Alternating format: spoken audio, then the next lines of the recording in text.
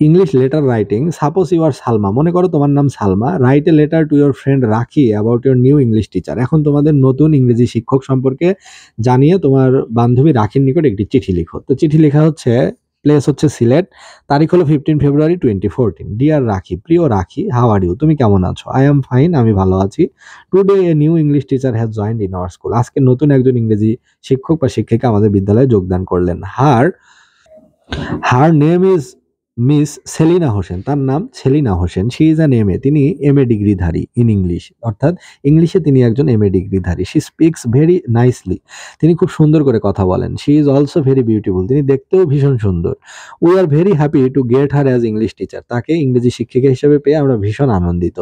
We believe that she will be very helpful for us, আমরা বিশ্বাস করি তিনি আমাদের জন্য অনেক উপকারী হবেন বা আমাদেরকে অনেক সাহায্য করবেন। Tell me about the English teacher of your school, তোমার বিদ্যালয়েরও ইংরেজি শিক্ষিকা সম্পর্কে বা শিক্ষক সম্পর্কে আমাকে জানিও। উইথ লাভ সালমা, ইতি তোমার বান্ধবী সালমা। তো এটি পড়া হলো স্কলার্স পঞ্চম সমাপনী সহায়িকা এই বইটি থেকে।